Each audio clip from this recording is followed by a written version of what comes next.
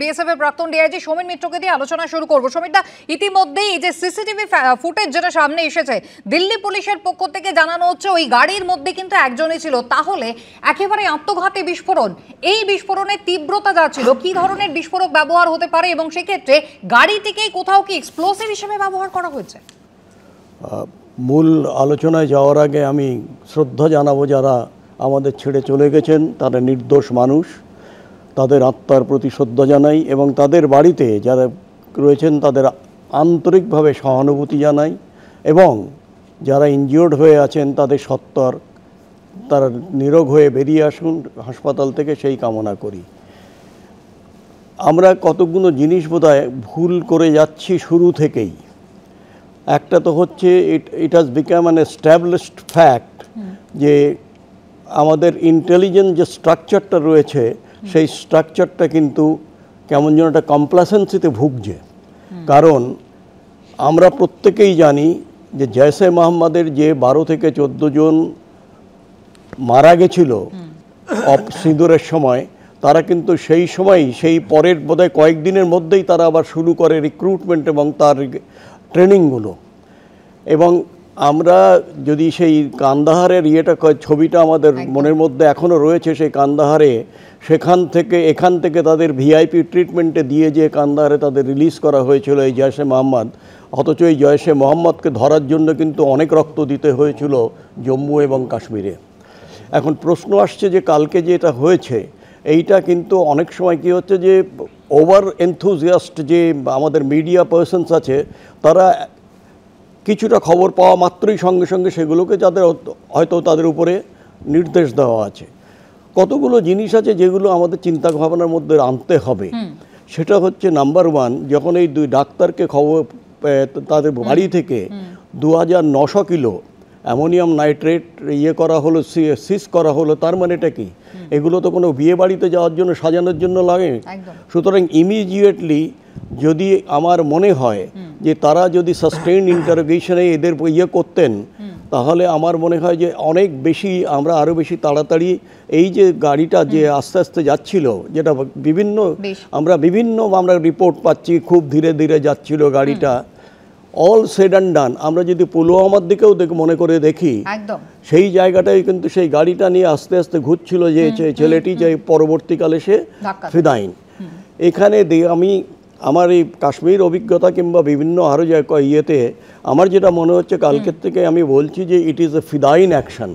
এবং ফিদাইন অ্যাকশন সেটা হচ্ছে বিভিন্ন ওখান থেকে কি করা হয় যে পাকিস্তান থেকে তাদের প্রথম কথা টোটাল র্যাডিক্যালাইজ করে তাদের এখানে আনা হয়। একদম। আমি সমিতা আপনার কাছে আবারও ফিরবো, আমি রাজশ্রীর কাছে এই জায়গায় আসবো। রাজশ্রী, একেবারে জৈশে মোহাম্মদের প্রসঙ্গ উঠে আসছে, মাসুদ আজহার কোথাও অপারেশন সিঁদুরের বদলায় কি মাসুদ আজহার নিচ্ছে, এই প্রশ্নটা কিন্তু উঠছে এবং সেটা আরো বেশি জোরদার হচ্ছে যখন এই ফুটেজটা সামনে আসছে, যেখানে দেখা যাচ্ছে যে গাড়ি যেটা ব্লাস্ট হলো মূলত i20, সেটার ভেতরে একজনই মাত্র ছিলেন। ফরিদাবাদে গতকাল সকালেই যখন এই প্রায় 3000 কেজি এই এত সাংঘাতিক বিস্ফোরক উদ্ধার হলো, চিকিৎসকদের বাড়ি থেকে AK-47 এর মতন জিনিসপত্র উদ্ধার হচ্ছে, তখন স্বাভাবিকভাবেই কি দেশের ইন্টারনাল সিকিউরিটি, নজরদারি, এই প্রশ্নগুলো উঠবে না?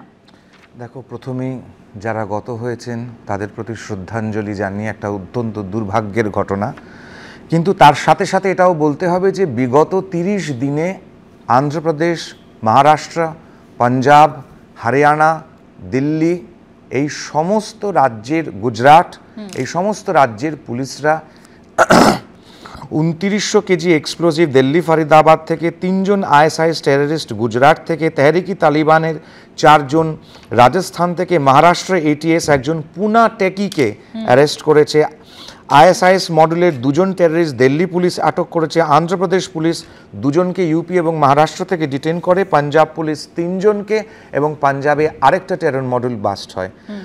গুজরাট থেকে, হরিয়ানা থেকে, ফরিদাবাদ, এই বিশাল ব্যাপারটা গত 30 দিনের কথা বললাম, 11 দিনে এই 3টে রাজ্য মিলিয়ে বিরাট টেররিস্ট এক্সপ্লোজিভস করা হয়। এরা পালাচ্ছিল বলেই সন্দেহ করা হচ্ছে, মালপত্র এখান থেকে সরানোর চেষ্টা করছিল।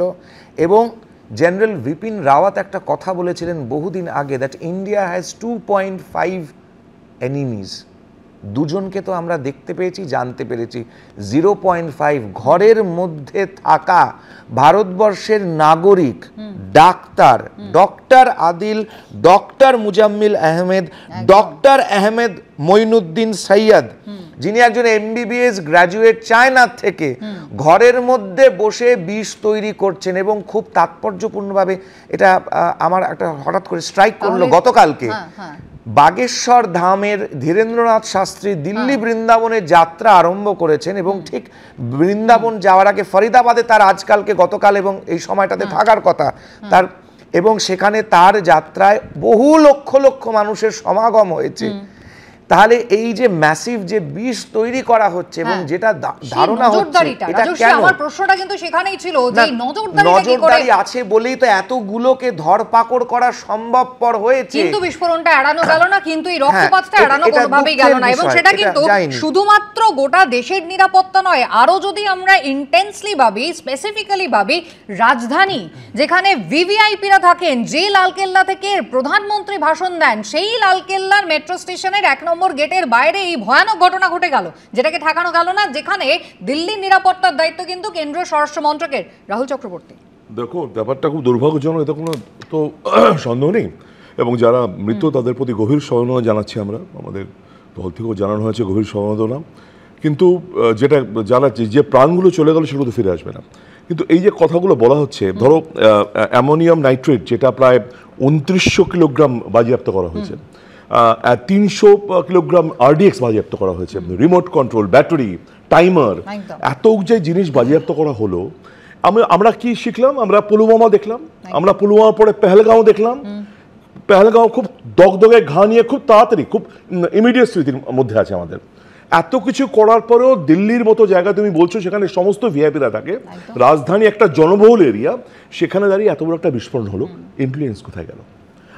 আমি বলছি যেটা দেশের আভ্যন্তরীণ নিরাপত্তার ব্যাপার, আমরা সবাই সঙ্গে আছি যদি দেশ কোনো যেটাই কেন্দ্রীয় সরকার করবেন, কিন্তু আভ্যন্তরীণ নিরাপত্তার দরকার থাকার, যেখানে ট্রিপল ইঞ্জিন সরকার চলছে কুসুমিতা, যেখানে ট্রিপল ইঞ্জিন সরকার, যে স্বরাষ্ট্রমন্ত্রীর আন্ডারে পুলিশ, দিল্লি পুলিশ, তার স্বরাষ্ট্রমন্ত্রীর তো সে দায়ভার নেওয়া উচিত আছে। এই কথা কি শোনা গেল? মানে বিস্ফোরণের মাত্র কিছুক্ষণের মধ্যেই আমরা দেখলাম কেন্দ্রীয় স্বরাষ্ট্রমন্ত্রী পদত্যাগ দাবি করেছিলেন। আমি রাজস্বীর কাছে আসবো, একবার দেখিয়ে দিই ডিসিপি নর্থ তিনি কি জানিয়েছেন বিস্ফোরণ নিয়ে। আমি আসছি।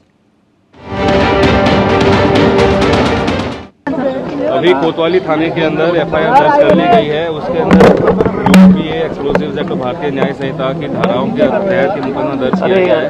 सीन ऑफ क्राइम देख रहे हैं, सीन ऑफ क्राइम के ऊपर फॉरेंसिक साइंस की FSL की टीम भी है, उसके अलावा और भी स्पेशलाइज्ड एजेंसीज की, दिल्ली पुलिस की टीम भी है, NSG की टीम भी है, जो पूरे सीन ऑफ क्राइम को यहाँ पे एग्जामिन कर रही हैं, आसपास के इलाके को भी एग्जामिन कर रही हैं, और जो भी इसकी इन्वेस्टिगेशन के लिए जरूरी एविडेंसेस और ट्रेसेस हैं वो सारे कलेक्ट किए जा रहे हैं। गाड़ी पूरी विस्फोट में खत्म हुई है और उसके अंदर अभी और जो भी उसके साथ लिंक्ड फैक्ट्स आएंगे, अभी वही मैं कह रहा हूँ, it is too premature to comment upon anything. गाड़ी के अंदर ड्राइवर की बॉडी मिली है? बॉडी अभी तो देखो, अभी तो चल रहा है, अभी FSL की टीम है, वो लोग उठा रहे हैं उसको, और उसके अंदर कुछ बॉडी पार्ट्स भी हैं, तो let us see how it connects. Parking में गाड़ी करीब 3 घंटे भी खड़ी रही है। देखते हैं, अभी हम लोग पूरा सीक्वेंस ऑफ इवेंट्स भी बना रहे हैं।